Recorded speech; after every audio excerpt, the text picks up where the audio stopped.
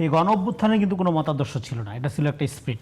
এখানে উদিচি, ছায়ানট এরাও যেমন নামছে, বা আপনার হিন্দু, মুদ্দ, মুসলিম, গৃহবধূ সবাই নামছে। ফলে এখন গণতান্ত্রিক রাষ্ট্রে এই বিভাজনটা করা যাবে না যে তুমি আমার লোক না তার লোক, তুমি অমুক পক্ষের না তমুক পক্ষের, অপরাধী বাদে আর সবাই বাংলাদেশের পক্ষের, এখানকার যারা জনগণ। আর যারা বাংলাদেশ বিরোধী তারা তো পালাতক।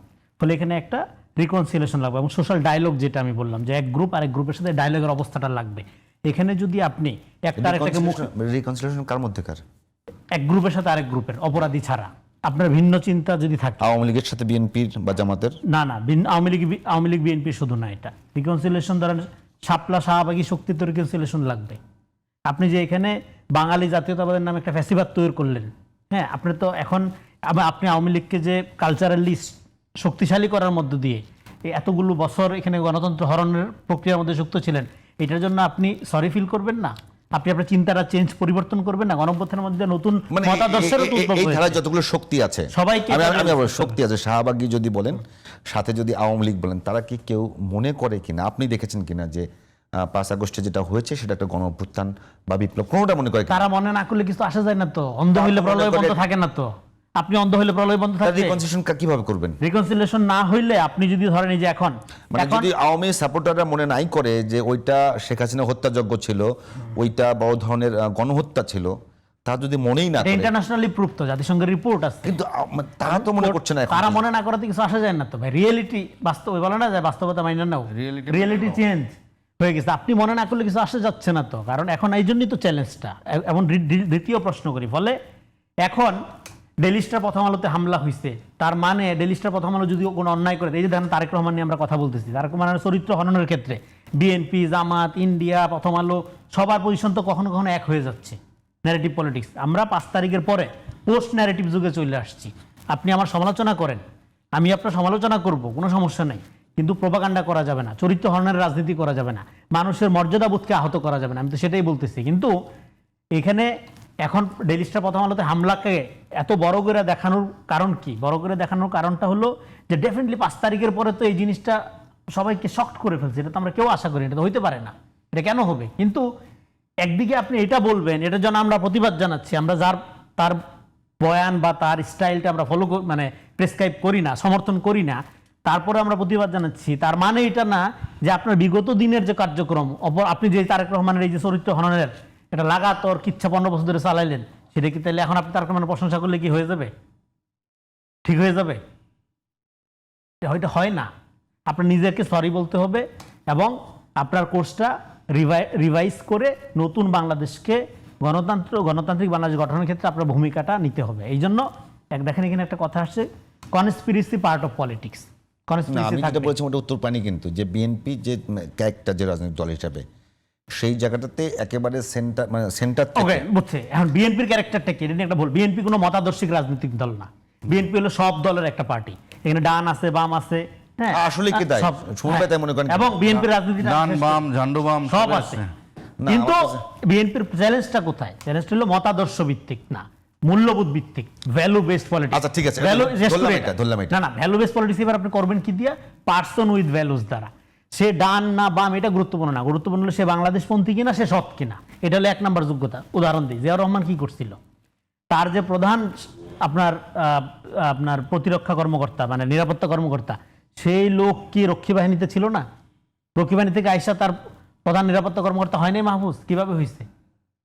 হয়েছে তার যোগ্যতার কারণে, কারণ সে আসলে আর্টিলারিতে খুব ভালো, এক্সিলেন্ট।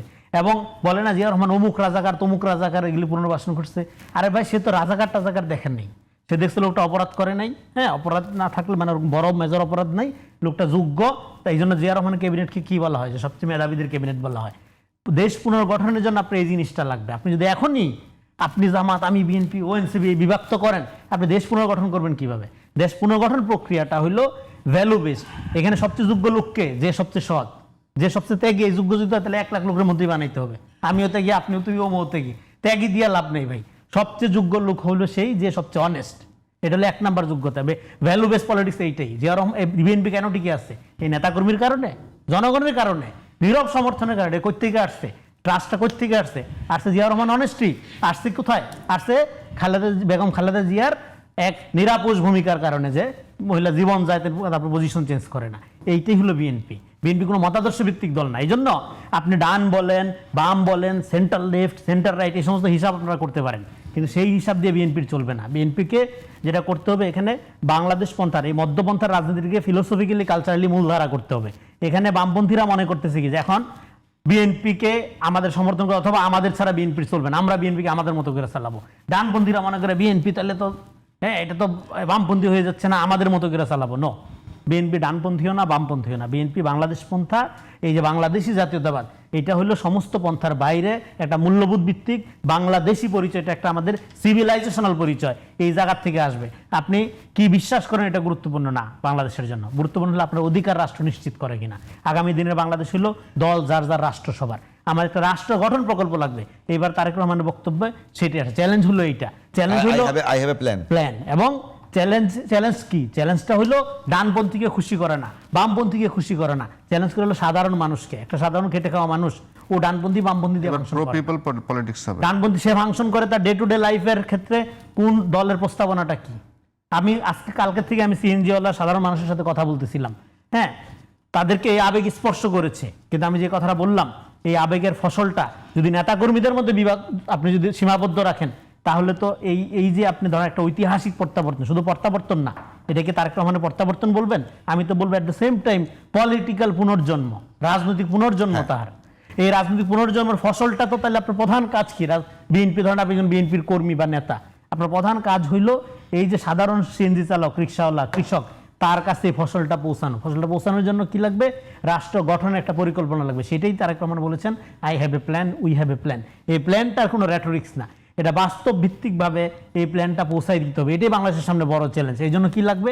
স্ট্যাবিলিটি লাগবে। আগে মানুষের মর্যাদা বোধ লাগবে, আগে আইন শৃঙ্খলার অবস্থা ফেরত দিতে হবে, আগে মানুষকে নিরাপত্তা দিতে হবে। আগে নিরাপত্তা দেন, নিশ্চিত করেন, তারপরে রাষ্ট্রীয় কাঠামোটাকে এমন করেন যে আপনি ডানপন্থী হন, বামপন্থী হন, হিন্দু হন, মুসলমান হন, রাষ্ট্র আপনার অধিকার নিশ্চিত করবে। আপনি মেধার ভিত্তিতে চাকরি পাবেন। রাষ্ট্র হবে নিরপেক্ষ।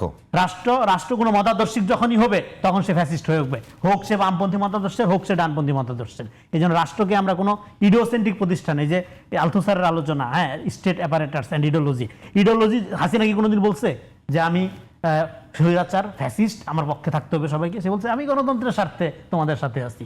ইভেন গণতন্ত্রকেও যদি আপনি একটা ইডিওলজি বা মতাদর্শ আকারে চর্চা করেন এবং রাষ্ট্র ক্ষমতা সে যখন নিবে, সে ফ্যাসিস্ট হয়ে উঠবে। এই জন্য আমি মনে করি চেক অ্যান্ড ব্যালেন্সের জন্য বাংলাদেশে এই মুহূর্তে একটা মধ্যপন্থার রাজনীতিকে শক্তিশালী করা দরকার, স্ট্যাবিলিটি আনা দরকার। এখানে যারা অন্যান্য সম্প্রদায় আছেন, ধর্মভিত্তিক রাজনীতি করতে যাচ্ছেন, আপনারা বৃহত্তর সমাজের সাথে একটা ডায়লগ, একটা বাহাস, একটা তর্ক, হ্যাঁ, এরকম একটা সম্পর্ক গড়ে তোলেন। সম্পর্ক করার মধ্যে দিয়ে যার যার অধিকারের ব্যাপারে আপনি সোচ্চার হন। একটা হিন্দুর অধিকারের ব্যাপারে মুসলমান যখন সবচেয়ে বেশি সোচ্চার হবে, একটা মুসলমানের অধিকারের ব্যাপারে যখন হিন্দু কমিউনিটি সোচ্চার হবে, একজন শাহবাগীর অধিকারের ব্যাপারে যখন একজন সাপলার লোক সবচেয়ে বেশি সোচ্চার হবে, তখন বুঝতে হবে বাংলাদেশে গণতন্ত্র শুরু হয়েছে। ধন্যবাদ।